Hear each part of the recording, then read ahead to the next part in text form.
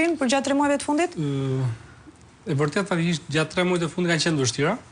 Kanë qenë vështira për faktin sepse para disa muajsh u hodh sërish shashka e rivlerësimit, që do bëhet rivlerësimi dhe një pjesë e mirë e qytetarëve faktikisht janë tërhequr nga shitjet. Dhe ky ka qenë mendoj problemi. Flasim këtu për pronat që janë në rishitje, nuk flasim për ndërtimet e reja, ato kanë vazhduar pjesën normale të jetës tyre për shitje. Por apartamentet që janë për rishitje, sigurisht që ka pas goxha probleme, mund të themi afër zeros kanë qenë shitjet për këtë pjesë. Okej, e sinqert nga ana jote. Armand, ti bie dakord. Të parapriu. Shiko.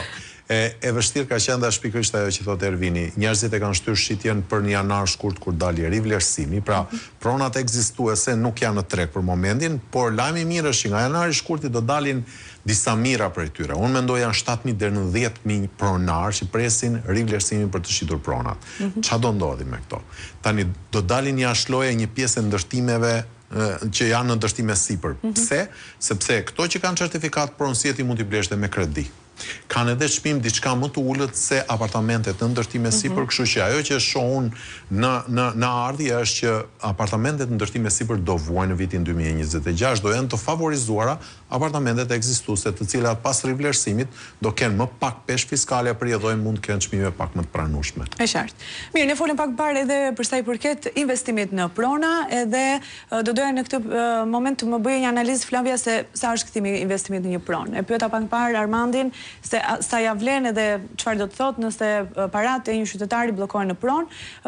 Çfarë ndodh aktualisht? Nëse një qytetar blen një apartament, sa është kthimi që nëpërmjet këtij investimi? Në 2 vitet e fundit, kthimi është reduktuar ndjeshëm, diku te 3-4% nëse e kam drejt, 3-4%. Vështirë gjesh një pronë me kthim 5% nga qeraja. Nëse blen një apartament 1+1 në zonat qendrore, sepse nëse do për investim, besoj që duhet marrë në këto zona, shkon diku te 160-170.000 euro, një apartament 1+1 gjithmonë dhe me pak metra.